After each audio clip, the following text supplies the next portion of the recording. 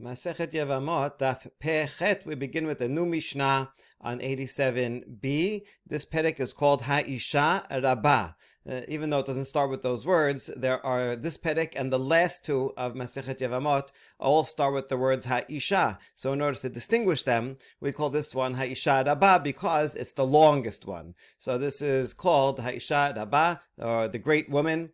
And it involves a very interesting and complex case. Cases like this we're going to see a lot of different variations. So let's see this first one. Ha'isha shehalach ba'ala lemedinat hayam uba'u v'amru la met ba'alich v'niset. A woman whose husband goes away on a trip. And then after a while, they come and tell her, sounds like maybe he went to battle, for example. And a couple of his friends come back and say, oh, he died, your husband died. Are they technical witnesses? Are they friends? They come report back. The Gemara will discuss exactly what they are. And so they say, listen, your husband has died, so now you are a widow. And based on that information, she remarries. She marries a second man. Totally good. But then one day, all of a sudden, the husband returns. He says, oh, no, I did not die in that battle. I was captured and I got freed. And here I am. And now she is in a double bind because she was married to the first husband the whole time. And then she went and did this marriage ceremony with the second guy under the false assumption that the first husband was dead. But she did so, sincerely.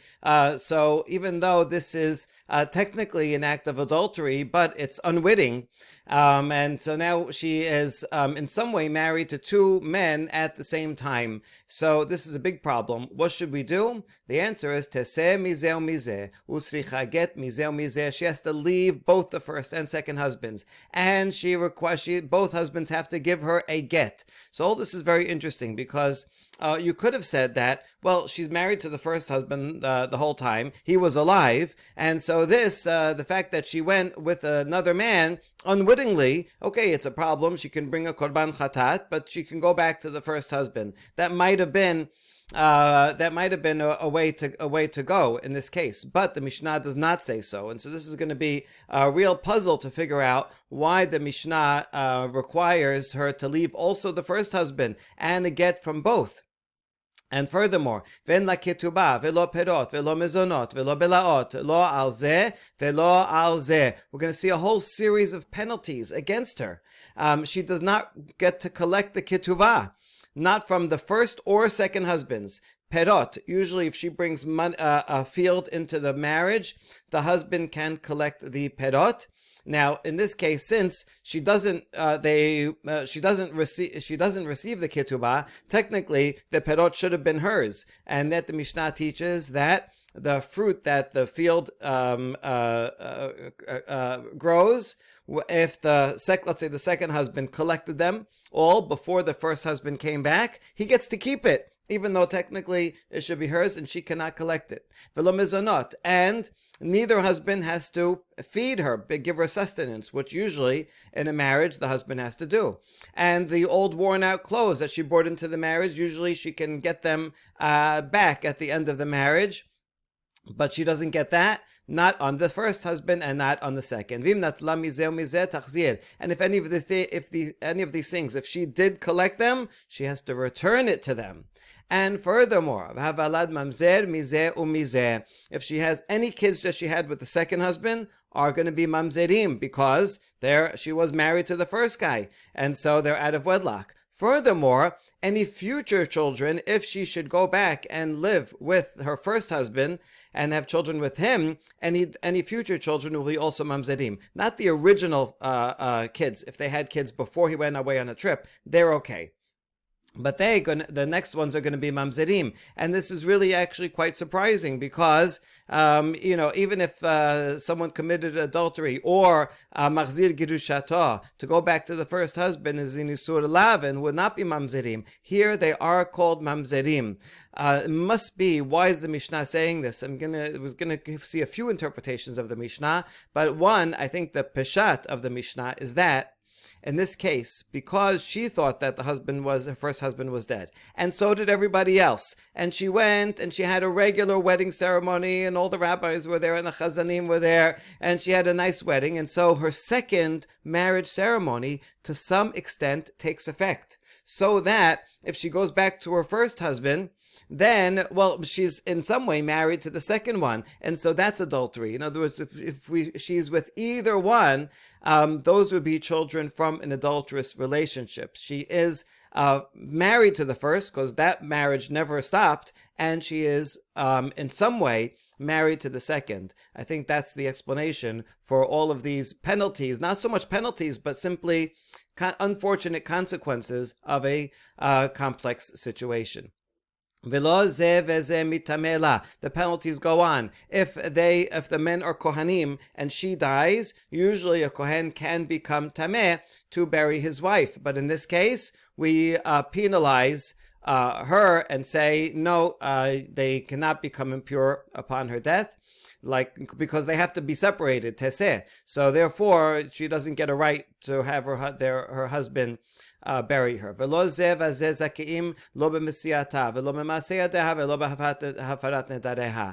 the following are actually in a way a benefit to her, that neither husband is entitled to take what she finds, usually, or what she makes, money that she makes. Usually, if a wife works and makes money, or she finds a watch on the street, that money goes to the husband, because the husband is taking care of her and the whole household and feeding and paying for all the bills, usually. But in this case, she gets to keep it, because there is no ketubah. The marriage must be severed, and therefore she's not getting any sustenance, so she gets to keep her own wages.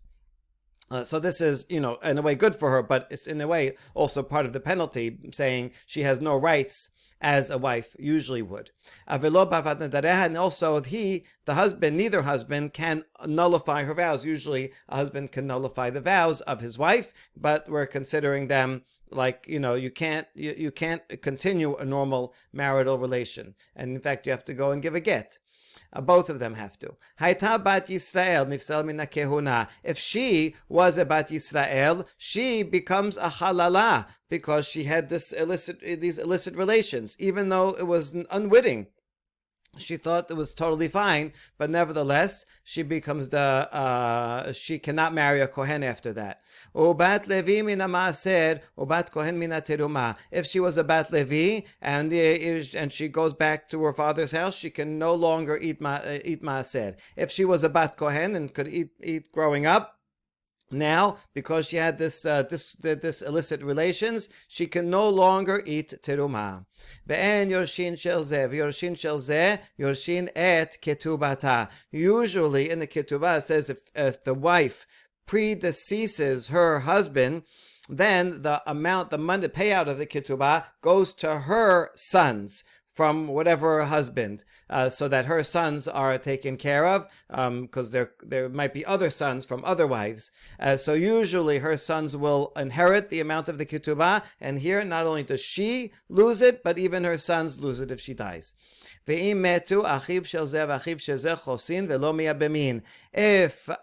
either of the husbands die without children, then the brothers of this one, of the first, or the brothers of the second, and the brothers of the second, whoever dies, must do chalitza, and they cannot do yibum. Because so you see here that they should do chalitza, which means there is a marriage connection both to the first and to the second, because the brothers of whoever died should do chalitza. But we do not consider this a full valid marriage that you could do yibum. Okay, so that's all the opinion of Tanakama. So once again, she's in a bind. She did everything. She did nothing wrong. All right, she was following regular procedure. That's usually, one hears that her husband died, she can go and get remarried.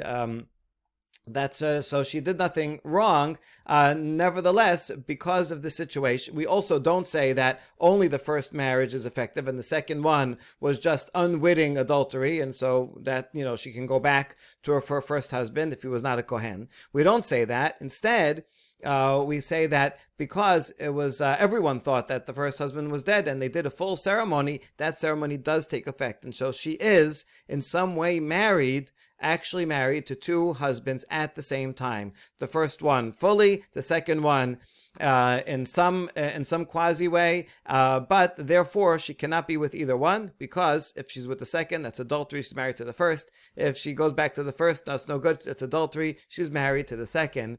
And all of these are not so much penalties as much as consequences. All right, keep this peshat understanding of the Mishnah in mind, because the Gemara will give other explanations. Now, that's Tanakama. Rabbi Yosef Omer kitubata anichse bala rishon. Rabbi Yosef said, why should the first husband not have to pay?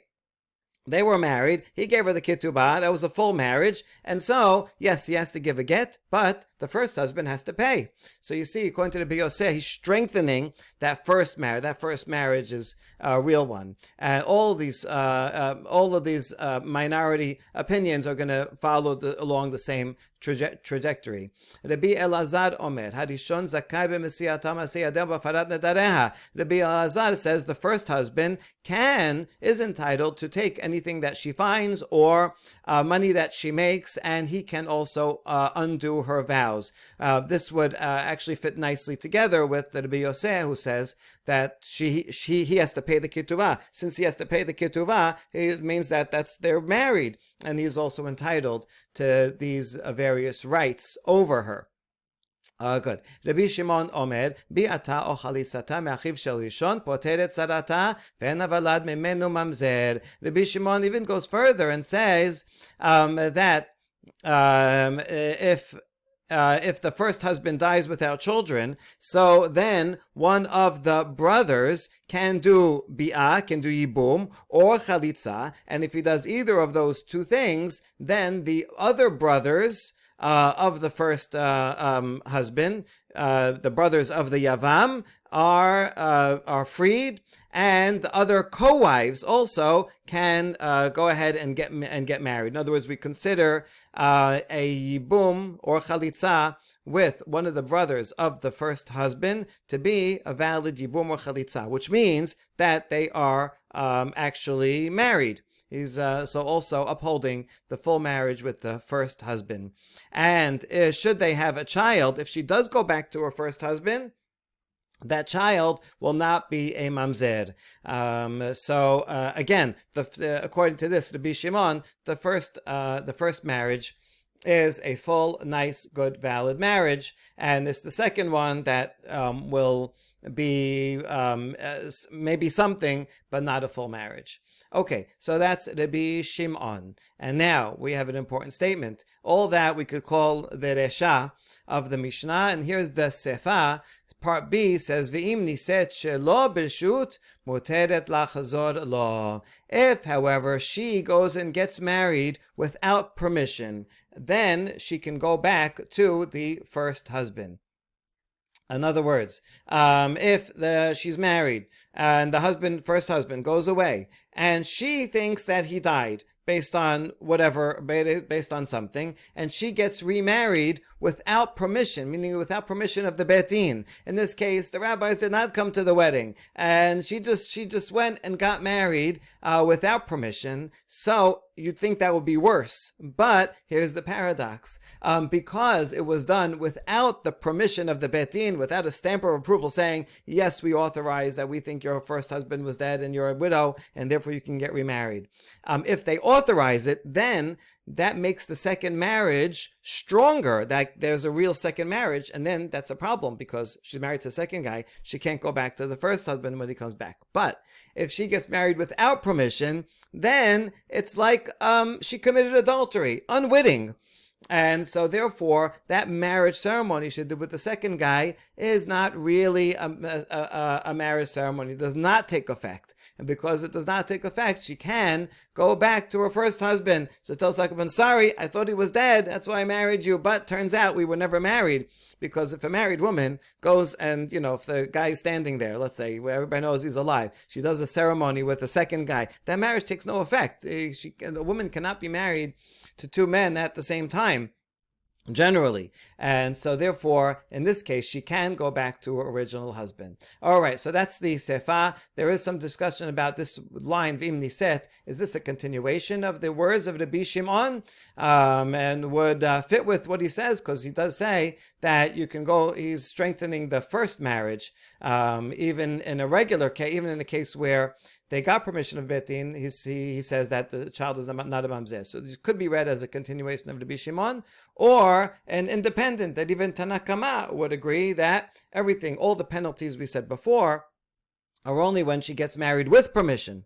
And then she becomes married to two men at the same time. But without permission, then it's less problematic for her. She can go back to her first husband.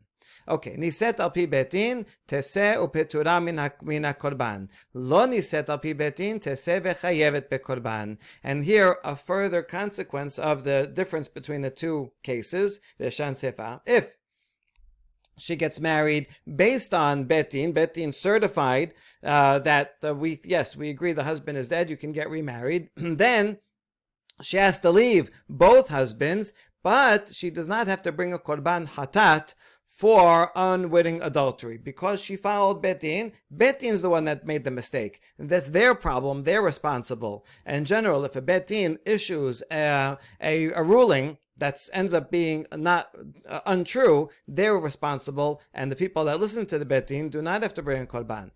So on the one hand, she has to leave both husbands. That's not good. On the other hand, at least she doesn't have to bring a korban. And the opposite, iloni set al pi Bet Din, if she got married without permission of Bet Din, she did it on her own. Teseh, she has to leave the second husband, Vechayevet bekorban, and she has to bring a korban. It's unwitting adultery, but she took responsibility herself. She didn't get authorization, so she has to bring a korban chatat for that unwitting adultery, but that's it. It's just unwitting adultery. She's not really married to the second guy, so she has to leave the second guy, but in that case, she can go back to the first husband and live with him. So that's the trade-off. I mean, all things told, it's probably cheaper to bring a korban. It's a few $100s to buy it, and she can then go on living at least with her first husband, whereas otherwise she has to leave both. Okay. Yafeh koach betin shepotra min hakorban. So the strength of the court is great in that it can make her patur from, she doesn't have to bring a korban. Now, horu ha-betin linaseh, v'alcha v'kilkela chayevet bekorban, shelo hitiruha ela linaseh. If, however, the betin gave her permission, so I think, oh fine, your husband is dead, you can go and get remarried. And now she abuses that permission. Instead of going and marrying a second husband and living nicely, she goes and has licentious relations with not in marriage, and so then she has to bring a korban. When the first husband comes back, and they say, "What'd you do with this permission? We gave you permission so that you can get remarried properly. Instead, you abused it by having this licentious relations that we didn't give you permission for." It'd be like if I told my son, "You can stay up late because you have to do homework," and then I find him playing video games. I didn't stay up, So he says, "Well, you said I could stay up late." Yeah, but only if you're doing homework, not if you're playing video games. So you abuse that right. And so therefore, even though the Bet Din certified that, yes, we think your husband is dead and you can get remarried, but only remarried in a proper relationship, and you used it improperly. Okay, so they only told her that she can marry and not abuse that permission. All right, that is the Mishnah. It's very interesting, and we have to struggle with these penalties that she has to suffer through, even though no fault of her own. She was, especially when she's following the Bet Din, right? She did exactly what the Bet Din said, and yet all of these penalties fall upon her. Okay, so that is the Mishnah, and now let's get to the Gemara.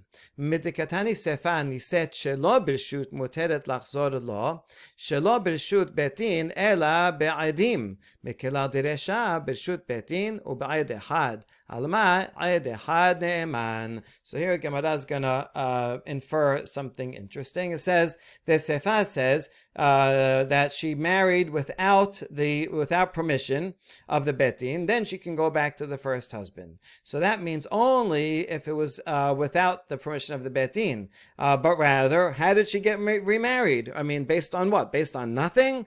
Must be that she had two witnesses that came.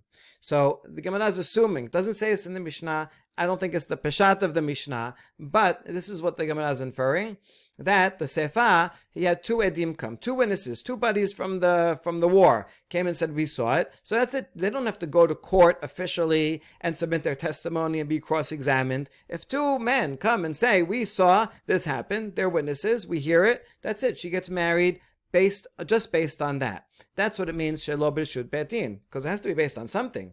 So now the Resha that says that she married with permission of the Bet Din, then, well, what did the Bet Din rely on? Must be only one witness. That's why she had to go to Bet Din. She has to listen, I don't have two witnesses that I know I can rely on. I only have one witness. Hey, Bet Din, is that okay? Bet Din looks into it and they say, okay, fine. Yes, you can follow one witness. So that's where we need the Bet Din. All right, that's what Gemara is talking about.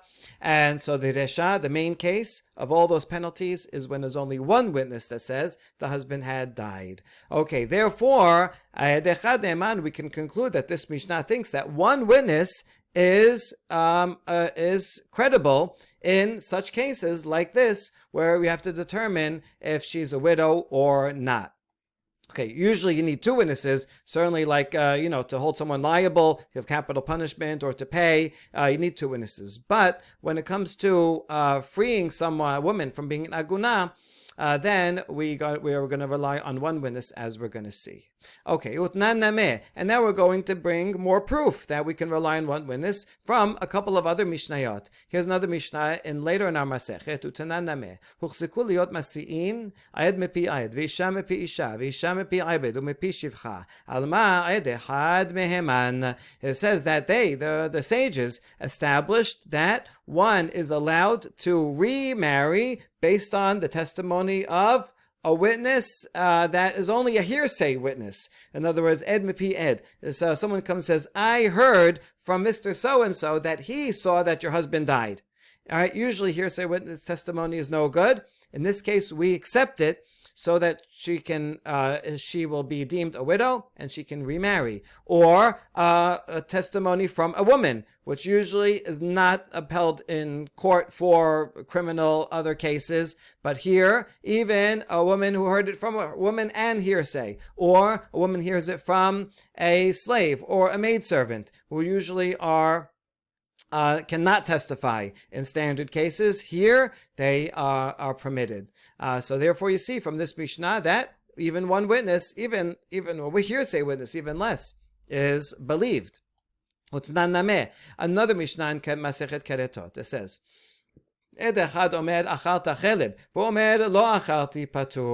a witness comes and says, I saw you eating, and that thing that you were eating was chelif, forbidden fat. And the person says, no, I did not eat it, so he does not have to bring a korban hatat.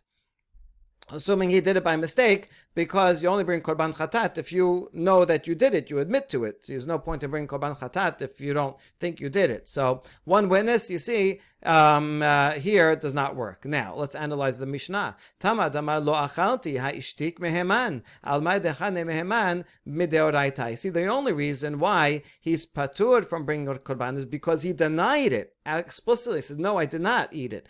But let's say he was quiet, right? A witness says, I saw you eat chelib. He didn't say anything. Then that means he would have to bring korban. So you see that we are relying on the testimony of that witness and making him chayav to bring a korban. You see, you're not allowed to bring korban just like that. If a korban chatat, because if I can only designate a korban chatat if in fact I am guilty and have to bring one.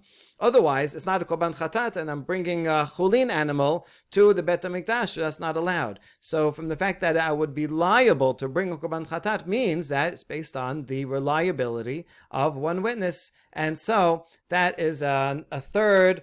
We have now three Mishnayot that all show that that one witness is believed. Okay, now we're going to look for a source. The word midoraita here does not belong. It should read al ma'ed echad meheman, period.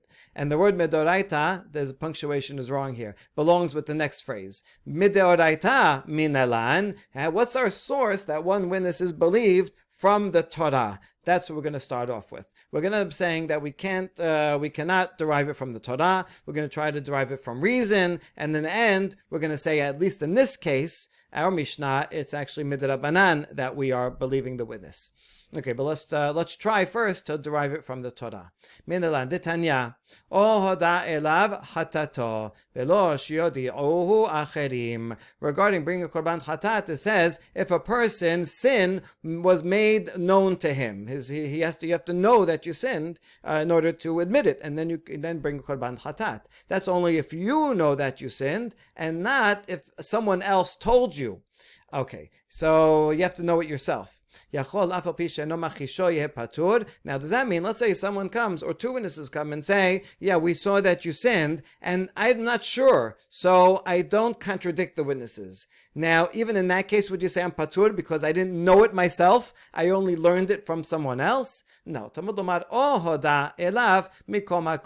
extra word o was known to him in any way, right? Even whether I recognized it myself. Oh, look, I just did that. That was a mistake. I sinned. Or if someone else or witnesses come and say, oh, you sinned, I say, and I don't contradict. I think that, yeah, maybe you're right. Then both of those are valid, and I would have to bring a korban hatat. Now that's the baraita. Hechidami. Now we're going to analyze this. If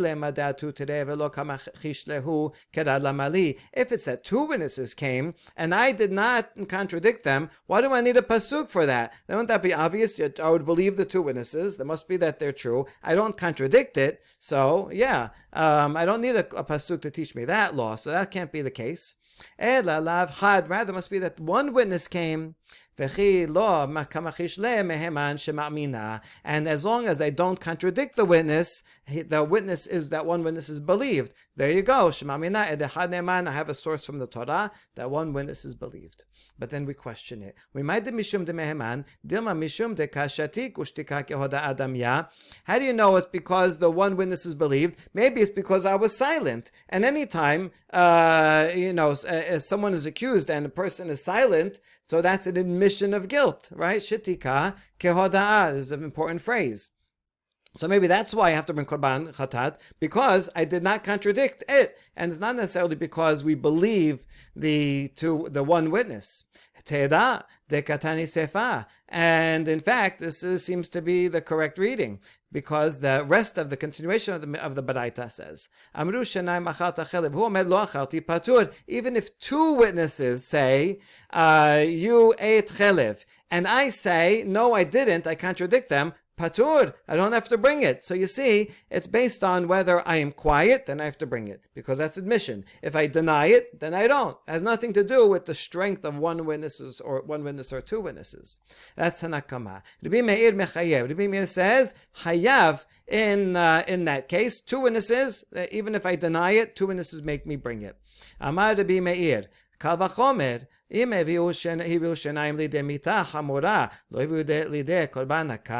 Rabbi Meir explains his position that why chayav. It says it's a kal vachomer. If two witnesses can bring a person to capital punishment, two witnesses say that I murdered someone. So, right, even if I deny it, if those two witnesses uphold, then I will get capital punishment. So all the more so, two witnesses will be strong enough to be believed to require me to bring a korban hatat. All right, sounds like a good argument. But the rabbis, the Tanakh that says, no, you don't bring korban, they respond and say, a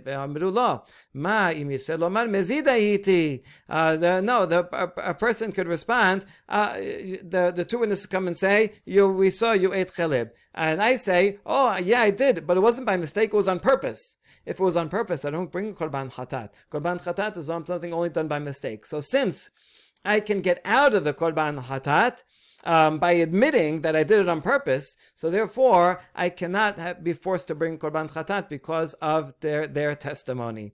And so that's the opinion of the Chachamim. Okay, fascinating. I mean, the idea is that you only bring a korban chatat because you admit guilt, and so if I'm not admitting it, so I wouldn't have to bring it. Resha ma'tamaka mechayebe rabanan ilema mishum demeheman v'hatere be'alma daf agav dekamachish lehu inhu mehemne v'kapatre rabanan elala mishum dishtik ushtika kehoda adamya.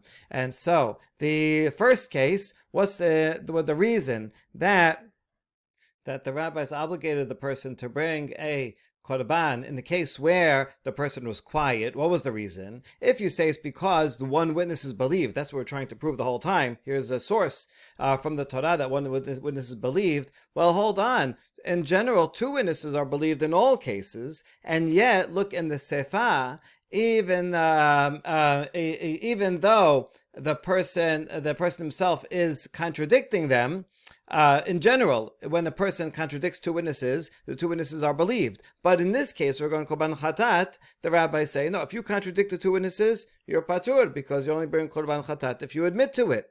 And so you see, it's not because of the believability of the one witness or two witnesses that the person would have to bring korban. It's only in the sefas, because in the sefa he has the power to reject them. Therefore, in the resha also, he doesn't bring korban chatat because of the believability of the one or two witnesses, but rather it's because he was quiet, and being quiet is like an admission of guilt. So it could be that this one witness just prompted the person to realize, jog his memory, but in the end, the reason he brings the korban chatat is not because of the power of testimony of one witness. It's only because I didn't reject it. I was quiet. I said, yeah, I think you're right. I did it. That's why I have to bring korban. And therefore, we reject this entire argument, and we say, Ela sevarahi, rather, it must be only based on reason, logical reason. I want to show you a flow, an outline of the sugya so far, so we don't get lost. We had the Mishnah, and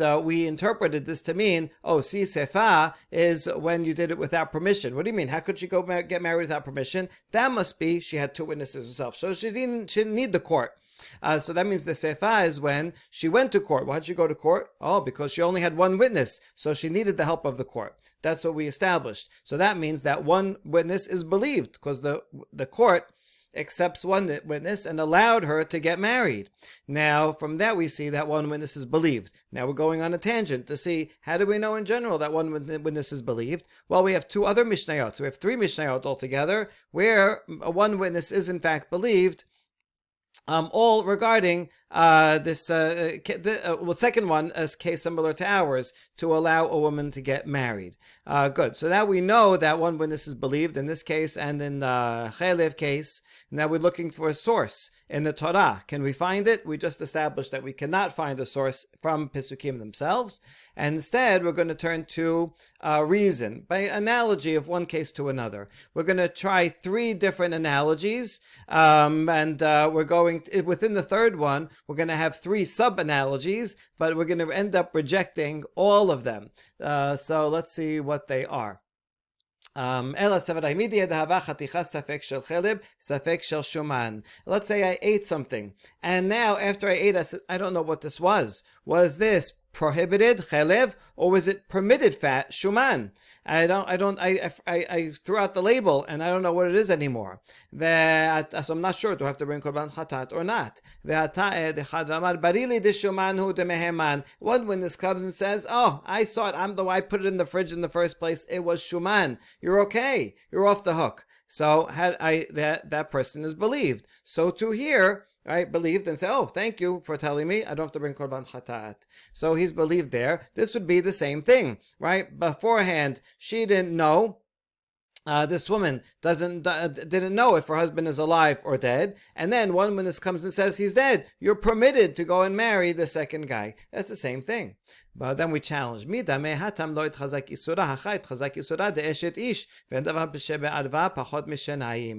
different. There, in the case of the fat that I ate, there was no presumption of prohibition. As I ate fat, there's 50-50 chance that it was chelev or shuman. Whereas here, we know 100% that she has a presumption of prohibition because she was married. For sure, everyone agrees she was married. And therefore, you have to break that status quo. In order to break a status quo, you can't just rely on one witness. We have a principle that regarding forbidden relations, you have to have at least two. You need some serious proof. This is serious consequences. And so therefore there's no proof from a case like that. Hala damya ela. You want to know what our case of the woman whose husband went away is like? If you want to compare it to a kosher case, let's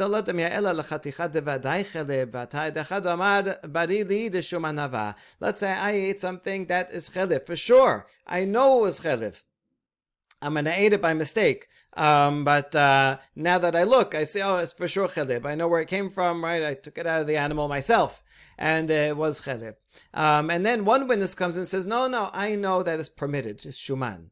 Delo meheman. I would not believe that one witness because I know that I sinned. If I know for sure that I sinned, then I have to bring it because I have a presumption of prohibition, and one witness cannot undo something that I know for sure. So then we say, wait, you went too far. In that case, even if 100 witnesses come and say it's kosher, if I know myself that it was not kosher, right? I actually saw it came from the part of the animal. I took it there and I ate it. Maybe I thought it was kosher at the time, but now I learned the law. But I know it came from there and I know it was not kosher. So in that case, even 100 witnesses, I have to still bring korban chatat because I know I'm guilty. Whereas here, that's not the case. Whereas in the case of the Eshet Ish, because she was married, if two witnesses would come and say, your husband is dead, she could go get married. So, therefore, if one witness also, we would permit it, right? So this case is not as bad as the case that you brought. So what is this case in fact like? So that's two possible analogies that we reject. So the final analogy is tebel hekdesh v'kunamot. Regarding tebel, any produce that you bring in from the field and you process now becomes tebel, meaning you are required to bring teruman maaser. So all produce before you take teruman maaser has a presumption of being prohibited because it's tebel. So now, can you believe one witness? Someone comes and says, oh, this is not tebel, right? Teruman maaser was taken from it, right? The store owner, someone says it's okay. We believe one witness. That's what this case is like. Okay. Or hekdesh and kunamot. Let's analyze each case in turn. What we're going to find is that these cases themselves, we have no source for. So we cannot use these as an analogy to prove our case. So what's exactly the case of tebel? If it's his, let's say he's the farmer, or he's the store owner, and he says, oh, this teruman maaser was taken. We believe him. That is the law. But that's only because it's in his power to fix it, to take the teruman maaser. So since he's the one that can make it true, so we should believe him that he says he did it. Rather, that's a simple case. We're talking about for someone else, which would be more like our case, where the witness comes and says, you are not married. He's referring to someone else. So someone comes and says that food that guy has, teruman maaser was taken. Well,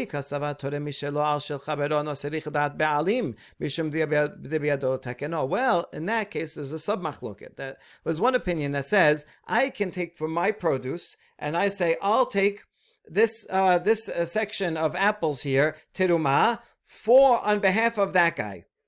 I'm going to give my own produce to the Kohen for him, right? It's like I'm going to pay taxes for him. Or like when you had the toll booths, right? Sometimes you'd pay for yourself and you pay for the guy behind you to be nice. So if you think that you can do that, you can take from one person's produce for another person's produce, then it's the same thing. I would be believed because I'm the one that could make it come true by fixing it. So therefore I'm believed.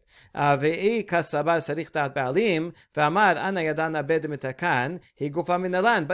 you think that no, I cannot take teruma from his produce without his knowledge, I would need his permission. He has to make me a messenger. Then I could do it. So then there's no way I can make it true. That would be more similar to our case, where the witness comes, he can't make it true that the husband died, unless he kills him, but whatever. But he can't make it true. He's just reporting on something that's out of his hands.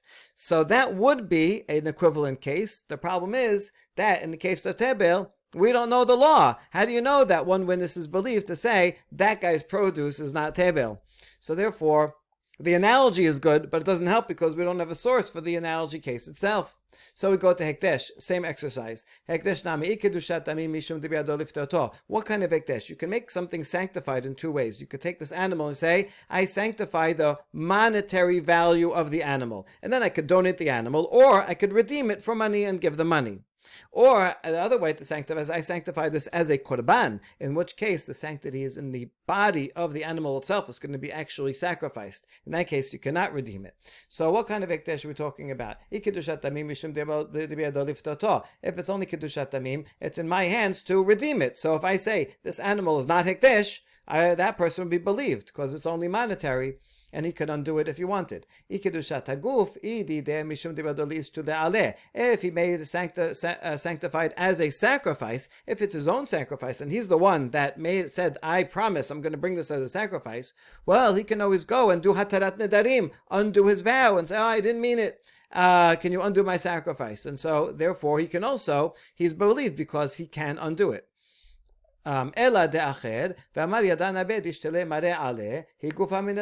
must be talking about someone else's. And we know that this person did make it a sacrifice, and this person, so he has a presumption of prohibition before. And this guy, witness, comes and says, I saw he went to the court and he had it undone.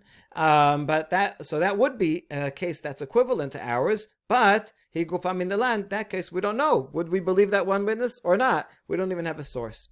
So therefore we turn to the third one. Kunamot namei kasavaresh mila bekunamot ukdushatamim nachta lehu bishum dibiado lifdoto. Kunam, if I say this thing is kunam is a nickname. So people didn't want to say korban, so I said kunam instead of korban. But the same thing, I take this item and I say this is kunam. It's prohibited to me, it's consecrated. Well, in what level is something consecrated? If you say that there is a law of me'ilah in kunamot, meaning if I use it for myself, I have to pay for it, that means that the sanctity is monetary. So that's kedushat tamim fell on it. Then I can redeem it like I could the animal up above that I made only sanctified as monetarily.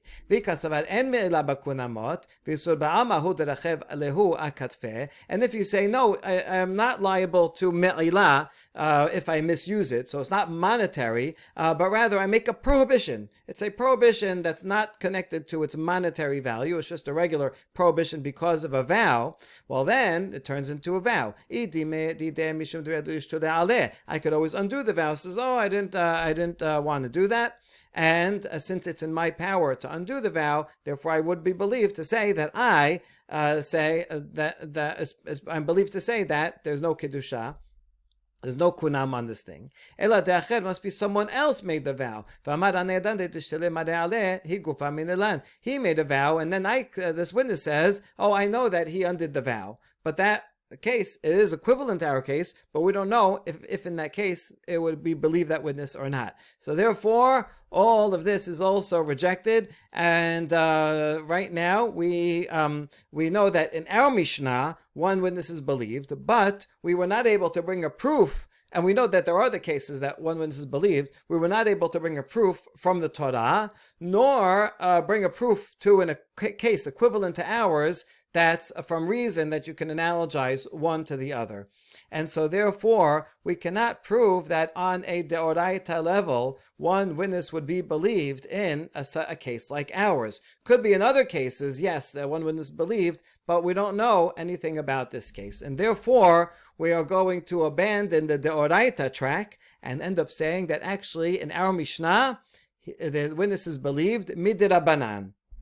This seems to be the force of what Rabbi Zera says. So here is our final answer.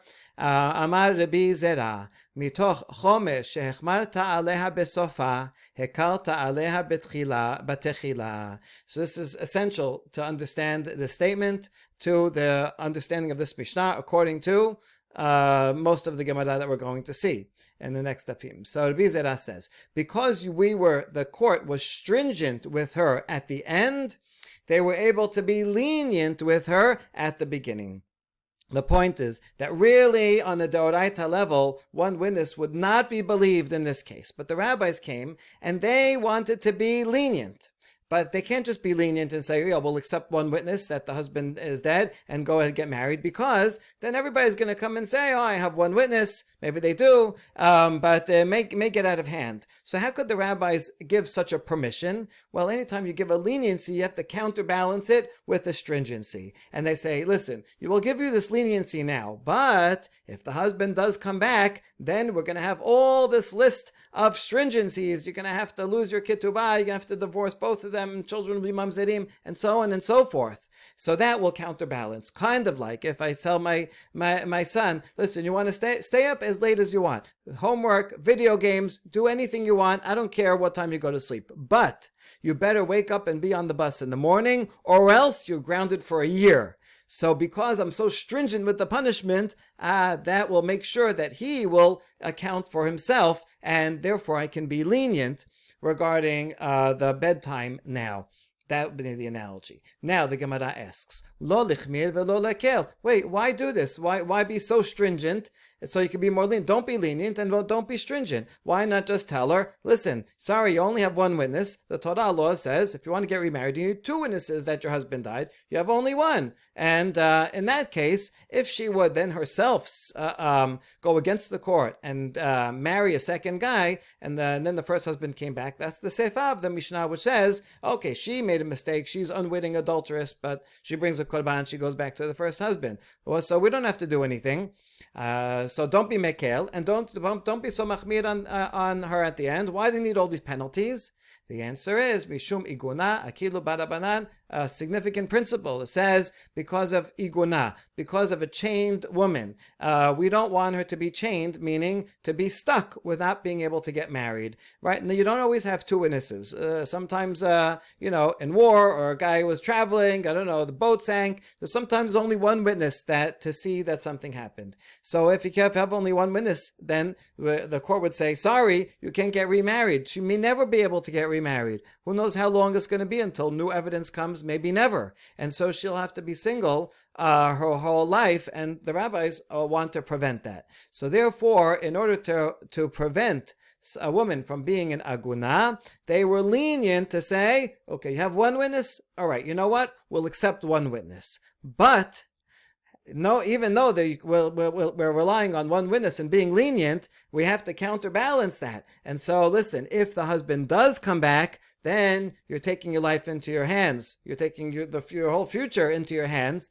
You're taking this marriage that you're coming is at your own risk. And because if the husband comes back, then there's going to be we are going to impose all these penalties, because we want to make sure that you make sure that your husband is really dead, right? So, we'll believe him to the extent that we will allow you to get married, but you better really believe this one witness, because if your husband comes back, then you're going to be in big, big trouble.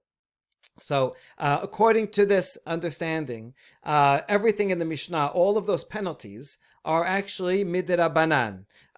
She is, in fact, at a doraita level, fully married to the first husband, and he comes back fully married to him. Yes. So on a doraita level, anything that happens with the second husband, she can't be with the second husband. She certainly has to leave him, although would not need a get from the second husband. The children from the second husband will be mamzerim because she's really married to the first.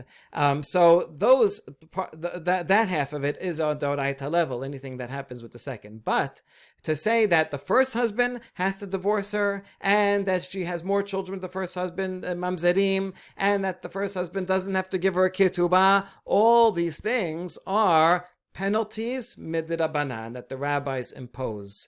And so, according to this, it seems quite harsh that the rabbis are imposing at their own will all of these terrible penalties upon her. But they have a reason. They have to be harsh at the end because they want to be lenient at the beginning. That is the understanding of the Setama de Gemara. Now, it's quoted in the name of Rabbi Zera, but if you look at what Rabbi Zera says in the Yerushalmi, these words actually have a different meaning than the way they're interpreted here. So I'm going to call this the interpretation of the Setama de Gemara, the anonymous voice of the Mishnah, the voice that is always bringing questions and answers and doing its thing. This chapter, this Perek HaIsha Rabbah in particular, is the subject of an extensive commentary commentary by Professor Shama Friedman, who uses this as a prime example of the activity of the Setama de Gemara, who is this anonymous voice that puts together the Gemara.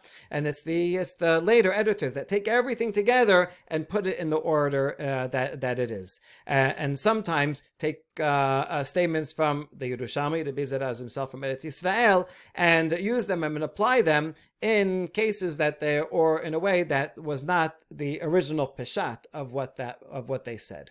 Okay, so to summarize where we are, we have this Mishnah. The peshat of the Mishnah, if you look at all the Tannaitic sources, says that these are not penalties but rather consequences, because she got married with the permission of the Bet Din, so in the Resha, so her second marriage is valid. She is married to the second guy. The first husband comes back, she's also married to the first guy. Okay, it's like particle collider. This is an unstable situation. She can't be married to two guys. So we have to release this tension and say that you have to be divorced from both. And these are just consequences. Yeah, you're going to lose your ketubah because you're an adulteress both ways. And you're going to children mamzerim because you're an adulteress both ways. And so on and so forth. That's the peshat of the Gemara. They're deoraita, consequences.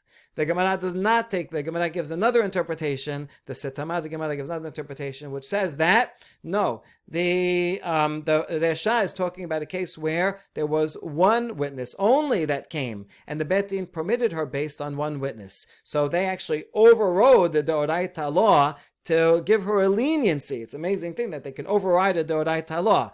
Some of these Shonim say maybe they retroactively undo the Kiddushin. So the ring was never yours. We took it away from you. So they're able to undo the Deoraita law to give her permission so she will not be an Aguna, which is very wonderful. But the rabbis had to ensure that this would not get out of hand, and therefore they put the onus on the woman to make sure that you are running a risk. Right? We're running a risk too by telling you that you can do this. So we want to help you out. But if the guy comes back, then there's going to be serious penalties, not even consequences. They're actually rabbinic penalties. Half of them in the Mishnah are rabbinic penalties. All right, that is the Gemara so far. And next, we're going to see the interpretation of Rav. Teseh mizeh umizeh, back to the Mishnah, that we have a case where she gets married, she gets married, the husband goes away, she thinks he's dead, and someone else, and then she marries someone else, her husband returns. And she has all of these consequences slash penalties. Rav wants to help her out. And so Rav is going to limit the Mishnah to a smaller case in order that these penalties should not apply in most cases. How so? Amar Rav, lo shanu ela sheniset be'ed echad. Aval niset al pi shenei edim lo teseh. This is our Mishnah, the Resha of the Mishnah, that says that she gets all these penalties. That's only if she gets married based on the testimony of one witness, similar to what the Stam Gemara, his answer was. In fact, the Stam Gemara probably learned this idea from Rav himself. Rav was first. Okay, so only if she gets married with one witness, then she's going to have a problem. But if she got married based on two witnesses, lo tetzeh, which means, right now we're understanding it, and this is the peshat of what Rav says, she does not leave the second husband. She can stay married to the second husband. What's the logic of this? The guys came back. Logic is as follows. The first husband went away. So, and two witnesses come and say he's dead. Two witnesses is like 100% proof. You can kill someone, give someone capital punishment based on two witnesses. So she is totally fine. Her first marriage ended with those two witnesses. And she marries the second one. That's a full marriage. And her first marriage ended. The second marriage is 100% good.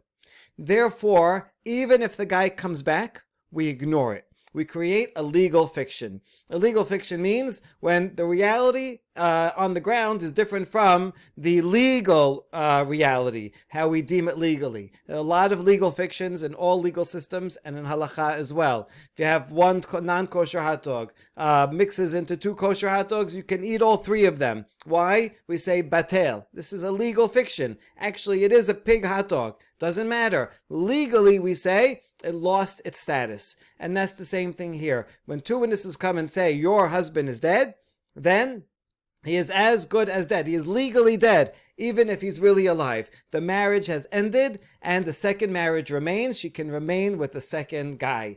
That is what Rav says, and that is the Peshat understanding of Rav. If you look in the Talmud Yerushalmi, that's exactly what he says. And they uphold, in the Yerushalmi, they uphold this legal fiction.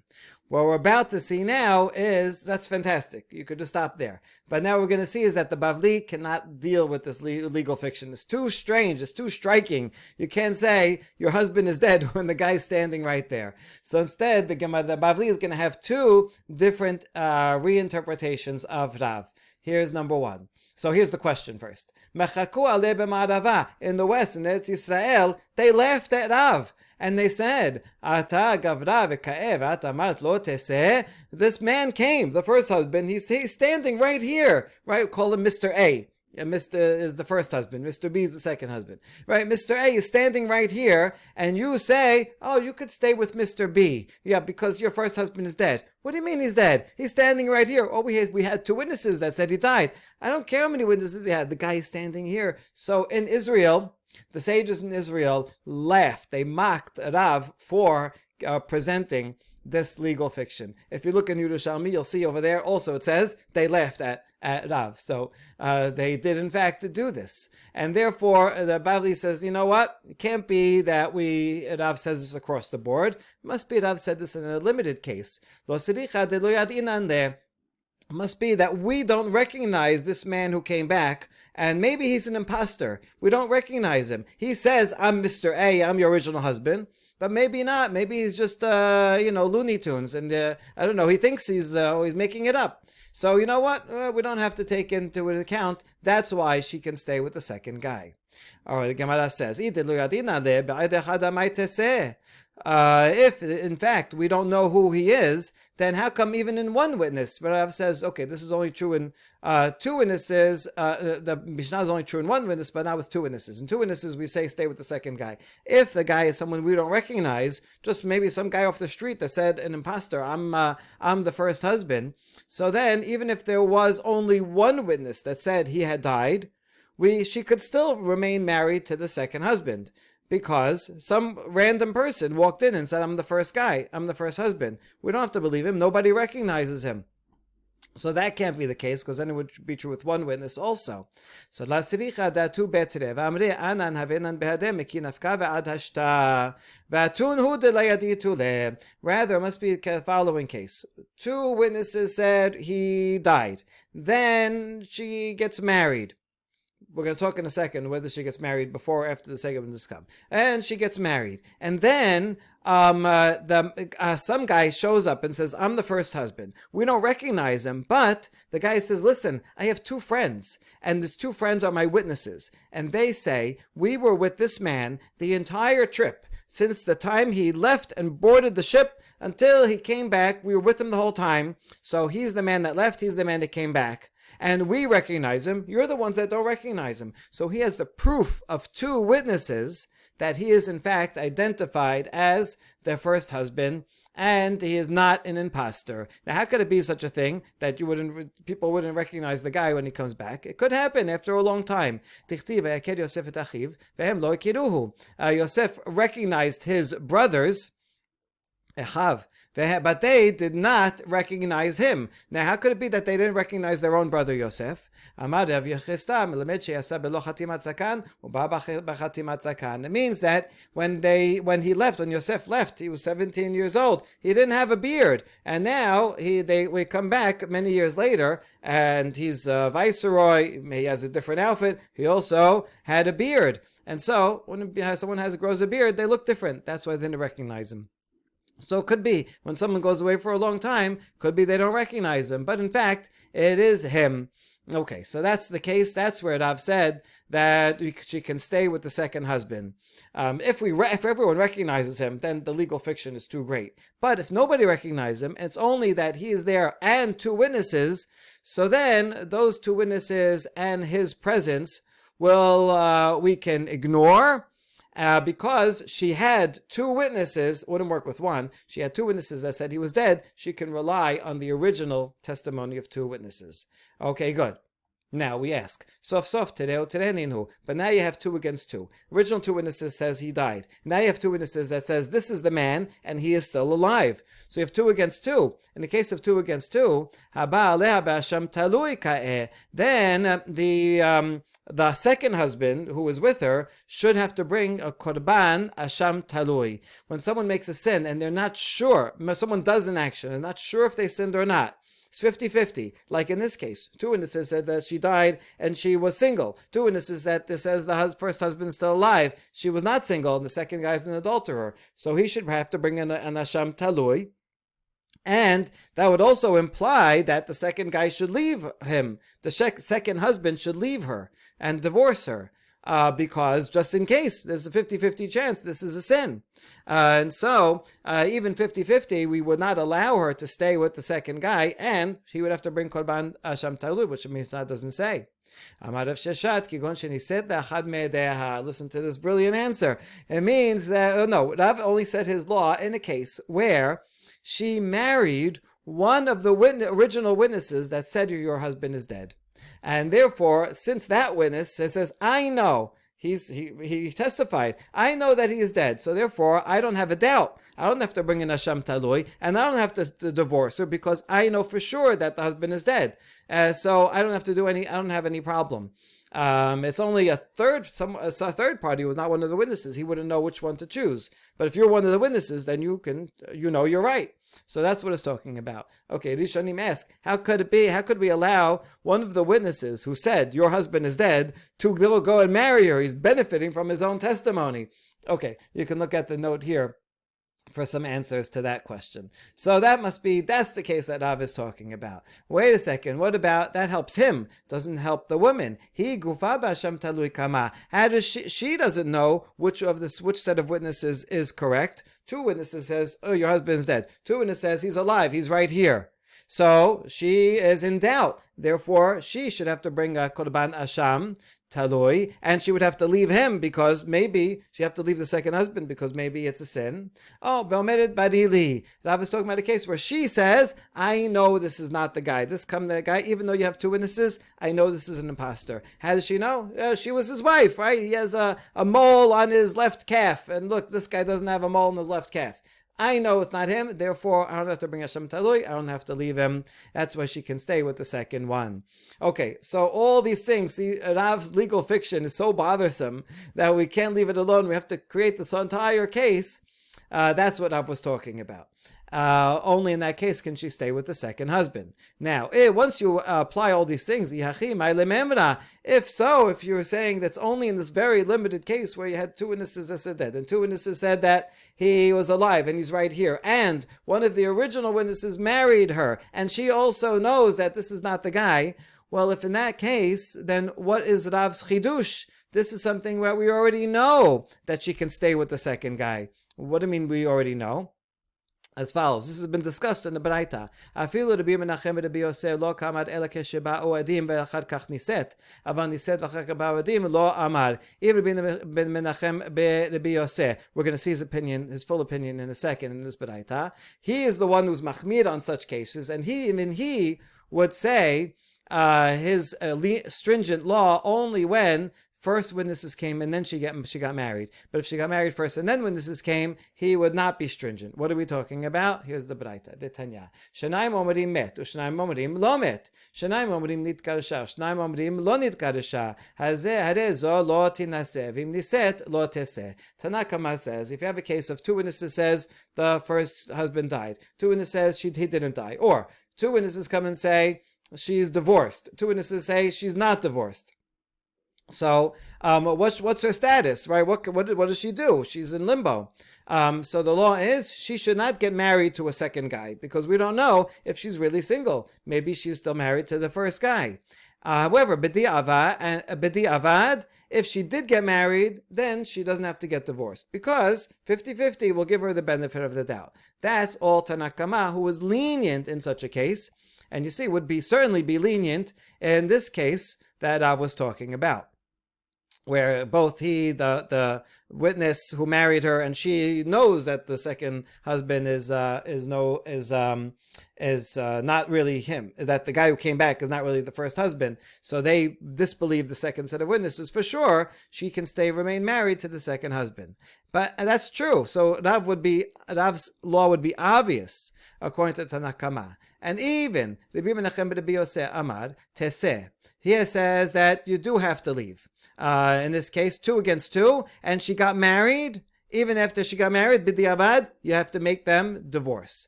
Amar Rabbi Menachem ben Rabbi Yosef Emat ani omer teseh bizman sheba'u edim ve'achar kach niset.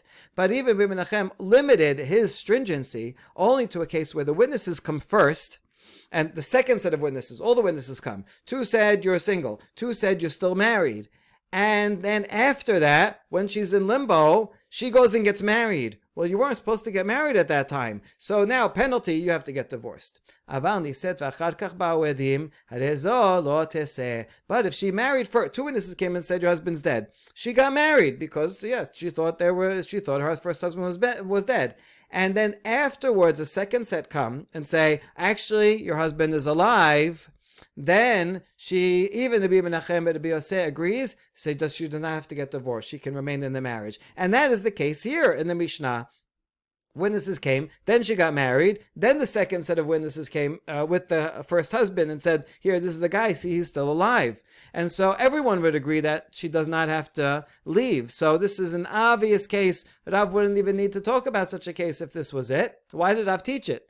And the answer is maybe to teach us what his position is regarding Rabbi Menachem ben Rabbi Yosef. Ki kamar Rav Nameh bizman sheba'u edim ve'achar kach niset. Lapukem Rabbi Menachem ben Rabbi Yosef. Maybe Rav was saying this in a case where specifically the witnesses came first and then she got married after.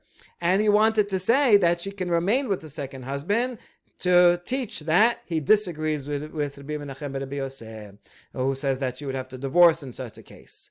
That's one answer, or a second answer. Vikadamad, the opposite. Ta'amad niset v'achar kach ba'u edim, ba'u edim v'achar kach niset teseh keman keRabbi Menachem ben Rabbi Yosef. Maybe Rav said his law only in the case where she married first, and then the second set of witnesses came. Then she can remain married. But if the witnesses came first and then she married, she would have to leave him. And who does that follow? Against Tanakama, like Rabbi Menachem ben Rabbi Yosef. And that's why Rav taught this, to show that he agrees with Rabbi Menachem ben Rabbi Yosef. All right, from the fact that we have 2 Ikad Amidas, the opposite of each other, means that Rav's statement was not so clear. If that's his whole point was to teach that he either agrees or disagrees with Rabbi Menachem ben Rabbi Yosef, he could have said it in a clearer way. But obviously, all this is not the Peshat of Rav's statement. We just are limiting it so much to be a case that now is so obvious, we have to ask why he even taught it in the first place.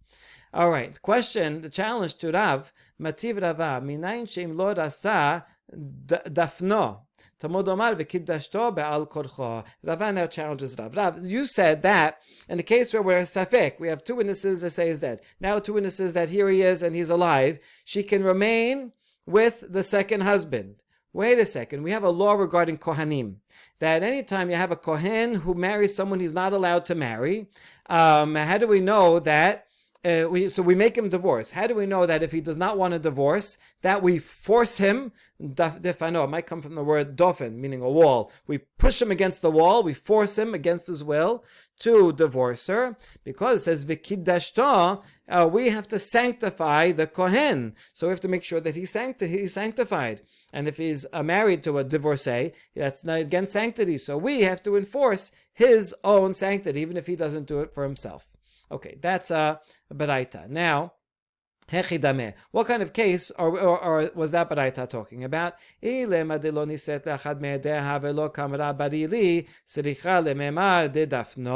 If it's a case where she did not marry one of the witnesses, let's say it's a case like this, right, where a woman was married to one man and he went away and 2 witnesses came and said he died. Then she married a Kohen. And now 2 witnesses come and say, the original husband, the first husband comes with 2 witnesses say, this is the first husband. So now you have a Kohen who's married to someone who 50-50, he potentially is not allowed to be married to. So if you say, what's the case? That she did not marry one of the witnesses, that this second husband is not one of the witnesses, and she said, and she did not say, I know that this is an imposter, then do you have to say, do you even have to tell me that we have to force her? Of course, in that case, she is herself in doubt. And her husband also would be himself in doubt. He's a Kohen. He doesn't know which of the two to choose. So obviously, we would have to force them to divorce, and I wouldn't need a pasuk to tell me that. Rather,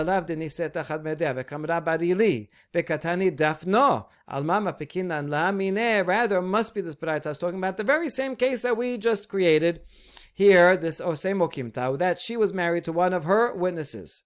So he knows for sure. And she also says, but I know that this guy who just came back is an imposter. And nevertheless, even though the second husband and the wife are themselves sure that this is not the first husband, nevertheless, that must be talking about what this Baraita is talking about. We force them to divorce. So you see, we force them to divorce, right? So isn't that a proof against Rav, who says they can stay married in such a case?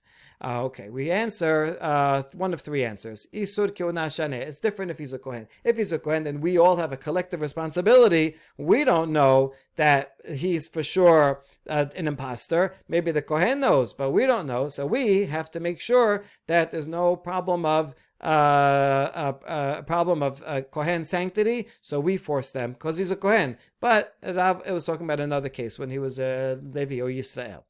Answer one. Answer two. Dafno be'adim. Dafno doesn't mean we literally force him against his will, like we hit him or put him in jail. It means we bring witnesses that when they get married, we're going to look for any witnesses to clarify the matter, to make sure that they don't get married in the first place. That's what it's talking. We go out of our way to clarify it before we allow them to get married, because he's a Kohen.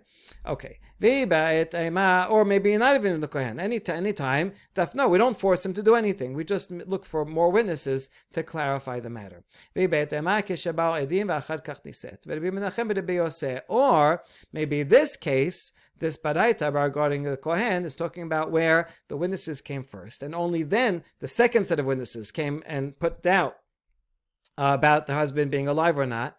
They said that he's alive, and then she gets married afterwards, after there was already doubt. That's why we physically force him to divorce, because he married after the witnesses, and then according to this, it would follow to be Menachem, but to be Yoseh. So we have to follow the Ibetema before that. Av does follow to be Menachem, but to be Yoseh, and that's why we force him to divorce. But if she got married before the witnesses, then she could stay. Okay, all that is what interpretation one of Rav that limits his permission to a very small case. And now we have a second one that fits into the words of Rav better, even though it's not his original meaning that we see like in the Yerushalmi. Rav Hashem my lote say, when Rav says that if there are two witnesses that says their first husband dies, then no matter what, she can, even if the first husband comes back alive, she can remain married with the second, she can remain married. It says lo teseh. Well, lo teseh is not clear. Lo teseh, from we were assuming this whole time, lo teseh means she doesn't have to leave the second guy. But maybe lo teseh de kamarav, lo teseh metera harishon. What it means is that she does not have to leave her original first permission. Meaning she could remain with the first husband. When the first husband comes back, because there were two witnesses that came and said the husband was dead, she acted with permission, right? So this adultery with the second guy was totally unwitting. There was no way she could have known. She relied properly on two witnesses. Therefore, she does not deserve any penalties, and therefore, when the first husband comes back, she says, "Oh, you were alive the whole time," and she can go back to her first husband. Tangent. Rav Ashi in the Peshat might have meant the opposite of how it's interpreted here. Lo teseh mehetera rishon. She does not leave the permission that she was granted at first to marry the second husband. So in that reading, Rav Ashi is agreeing with the original interpretation of Rav, that she stays with the second husband. Okay, anyway, close tangent. The Stama de Gemara is taking this to mean that she can remain with the first husband, which is, after all, basically what our own Mishnah says in the Sefa, that if she did it without Bet Din, and the Stam Gemara interprets without Bet Din to mean with two witnesses. If there are two witnesses, she remains with goes back to the first husband. All right. Now, Gemara asks, Amara Rav Hadazimna. Hold on, Rav already said this. In a different time, the Sefer of our Mishnah says if she got married without permission, which means she didn't need the Bet Din because she had two witnesses. That's how the Stam Gemara understood it. Then she can go back to the first husband. And Rav said, that is the halacha. So we already said that. Why would he have to say it again? And the answer is, you're right, he didn't say both of these. He only said one of these statements. And the other one, we just derived by inference, and maybe he only said this halacha one, and we derived the other, or the other way around. And so, in fact, that I've only said one. And so this is the second way we reinterpret Rav to say, no legal fiction. She can't stay with the second. She goes back to the first because she acted with permission. And her first marriage was valid the whole time because he was alive the whole time. The second one was just unwitting adultery. And so, just to say sorry, and that's it. She can go back to her first husband. All right, we are way over time, so let's summarize and stop. We saw three fundamentally different interpretations of the Mishnah. One is the Peshat of the Mishnah that you can find in other parallel Tannaitic sources, which says that there's a Resha and Sefa. The Resha is when she gets married with permission of the Bet Din, and doesn't say anything about how many witnesses, doesn't matter.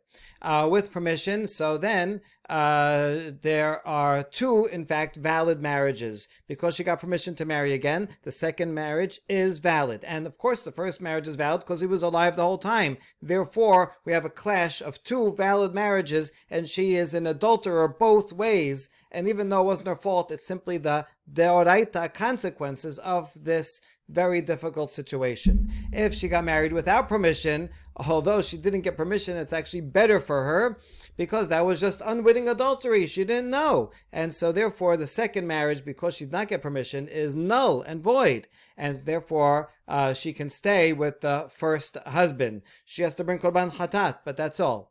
Okay, that was the Peshat. Now, the Setam of the Gemara, perhaps in fact trying to help her, interprets the statement of Rabbi Zera as follows. The Resha is talking about one witness comes and says that the husband had died. So then the rabbis want to be lenient on her, so they say, okay, you can rely on one witness. That's very helpful. A lot of times you only have one witness.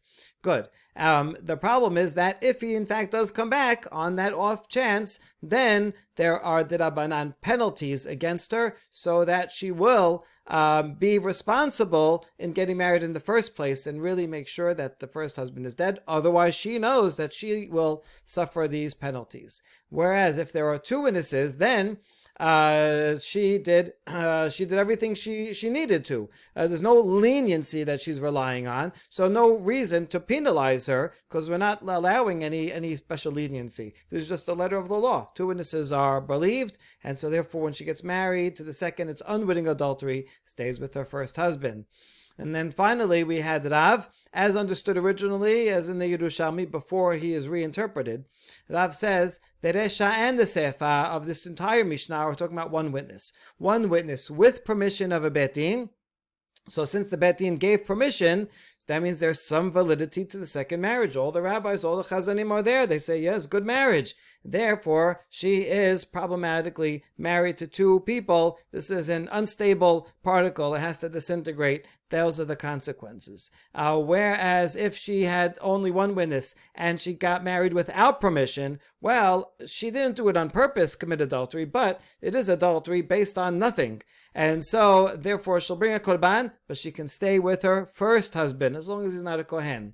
And then the Rav says, all that is with one witness. But I tell you that if there's two witnesses, then that's full 100% proof that the first husband is dead. And therefore, legally, the first husband is dead no matter what. Even if he comes and he's standing right here before us, we say, sorry, you are dead. And he says, no, but I'm alive. We say, no, there's two witnesses testified that you're dead. Therefore, legally, you're dead.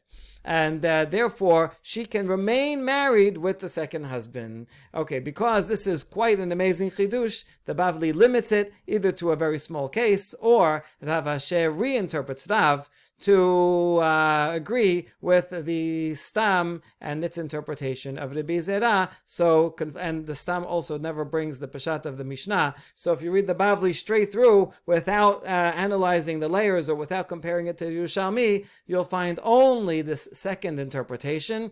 Everything is harmonized into second interpretation. But actually, if you unpack the layers and go back and find the original meaning of Rav and the original meaning of the Peshat of the Mishnah, then we can uncover this fascinating whole range of different opinions regarding this Mishnah. Baruch, and we'll see yet another interpretation in the next episode, that of Shemuel. Baruch Adonai L'Olam, Amen ve'Amen.